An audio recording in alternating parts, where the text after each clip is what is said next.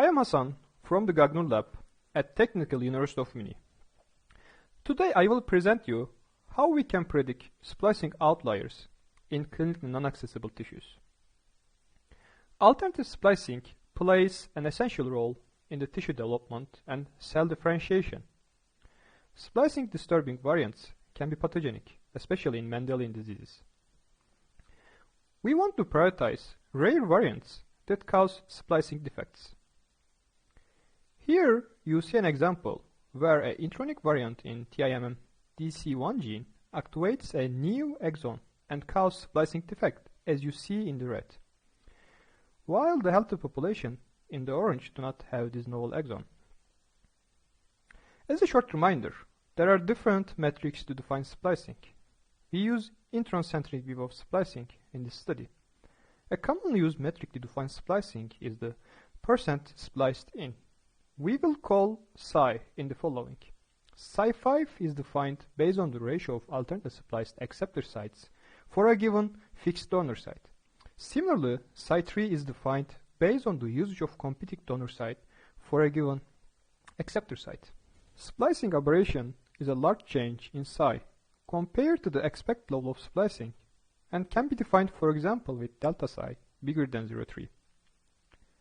If splicing aberration is significant compared to the rest of the population based on statistical testing and after multiple testing correction, we call it a splicing outlier. Private variants are likely candidates to cause splicing outliers. Therefore, we focus on investigation of those private variants in the vicinity of acceptor donor sites. We restrict the region of interest to 100 base pair around splice sites. Private variants are very rare variants which are only observed in 1 or 2 individuals in the dataset. We know what a splicing outlier is, but how can we detect them from RNA sequencing data? Very recently, new algorithms for splicing outlier detection are proposed thanks to large datasets which have paired genotype and RNA-seq from multiple tissues. Fraser is an algorithm that was developed in our lab which can detect splicing outliers. Fraser calculates the following information based on the RNA sequencing data. Fraser detects splicing junctions, including de novo junctions, and counts split reads for junction. Based on those split read counts, Fraser calculates psi5 and psi3 and the expected level of splicing. Also, Fraser performs statistical test and multiple testing correction to detect splicing outliers. Okay, splicing outliers can be measured with RNA-seq. But what if there is no RNA-seq available from the target tissue? Can we predict outliers from variants if there is only DNA-seq data? Or can we predict outliers in clinically non-accessible tissues such as brain using RNA-seq from accessible tissues such as blood? To answer this question, we create a splicing outlier prediction benchmarking dataset based on 48 GTEX tissue. To our best knowledge, this is the first benchmark dataset for splicing outlier prediction. Here you see the basic statistics of the benchmarking dataset, such as number of outliers per tissue with a private variant. Only those junctions that contain a private variant are outlier candidates. We are addressing the following classification task. Is a given junction with a private variant an outlier or not? Moreover, we restrict our benchmarking to protein coding genes, since protein coding genes are biologically more relevant. In all tissues, there are approximately 800 junctions per sample with a private variant in the region of interest. However, out of those 800 junctions, there are less than 2 outlier junctions per sample. So there is an extreme class imbalance. More specifically, there is approximately 1 outlier for every 500 candidate junctions. In other words, the classification of outliers is like finding a needle in the haystack. There are existing models that perform variant effect prediction for splicing. What is the performance of those state-of-the-art splicing variant effect prediction models on the outlier prediction benchmarking dataset? For our benchmarking dataset, we aggregate score of the state-of-the-art models for all the variants in protein coding genes to predict genes containing outliers. One state-of-the-art model is SpliceAI. It is an annotation-free deep learning model which predicts cryptic splice site activation from sequence.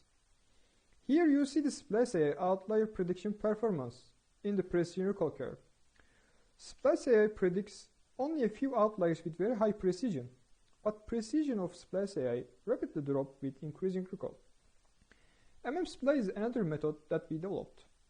MMSplice predicts the effect of variant on psi from the reference level in terms of log-off ratio. The log-off ratio of MMSplice is mathematically identical to delta log psi. MMSplice requires an annotation of donor acceptor sites. To convert the predicted delta log psi into psi in natural scale, MMSplice combines the predicted score with the reference level of splicing for the respective splice site. When we run MMSplice with its default configuration using standard annotation on the lung tissue of GTEX, we obtain a poor performance in the splicing outlier prediction task, as you see in the figure. We plot histogram of predicted MMSplice scores for private variant in the logit scale for psi5 and psi3. As you can see in the distribution of predicted MMSplice scores for non-outliers peak at the 0, as expected.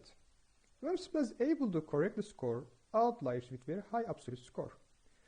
However, it also predicts many false positives, such that MMSplice outlier prediction disappears inside of these false positive predictions.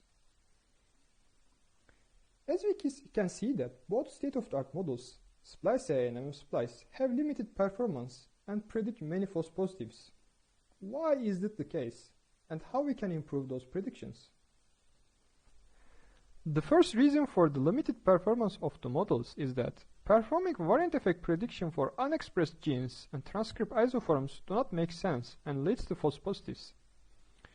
Recently, it is shown that majority of the variants which are annotated as putative loss of function variant actually stem from transcript errors and are false positives.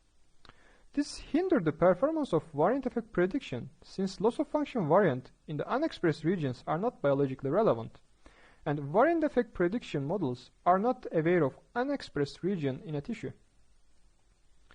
Standard annotation misses important information for splicing outlier prediction. It leads to mentioned issues before. We create a tissue-specific enhanced splicing annotation that includes the following information that was previously missing. First, it annotates expressed regions and seeks independent evidence for annotated junctions.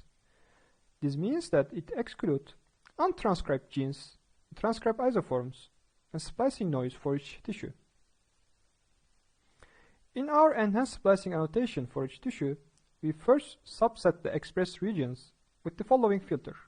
The number of split reads aligning to region should be at least 40 in the median individual. Then, we filter out junctions caused by splicing noise with second filter. We filter out junctions where more than 95% of the samples have zero coverage. Another reason for low performance is that standard annotation is incomplete and does not contain many splice sites, which we can observe in the RNA sequencing data. For example, there are many weak junctions that are competing with canonical junctions. We see the activation of new exon in the red with a rare intronic variant. But if you look carefully, we see a weak site at the gene in the healthy population colored by orange. Weak splice sites are spliced at very low level, but they can be activated by a variant and cause a splicing outlier as we see in the red. As a second feature of our enhanced splicing annotation, we annotate splice sites that can be observed in RNA sequencing, but not observed in standard annotation. Here you can see a comparison of our enhanced splicing annotation with the standard annotation. The Venn diagram shows that majority of the junctions in the standard annotation are not expressed in a typical tissue as displayed in the red. However, there are novel junctions which are not annotated in standard annotation but can be observed in RNA-seq data. Those novel junctions are shown in green. When we run splice with our novel junction annotation, we observe 2 to 3-fold improvement on the precision recall curve over the baseline approach. Last but not least, splicing scaling law follows a sigmoid shape, as you see in this figure on the right. This means that if the splicing level of junction is around 0 or 100%, a very strong mutation effect is needed to change the splicing level. However, if a junction is spliced at a moderate level, then a moderate mutation effect can easily change the splicing level. So the reference level of splicing is important to correctly assess the effect of splicing mutations. The reference level of splicing differs significantly across tissues.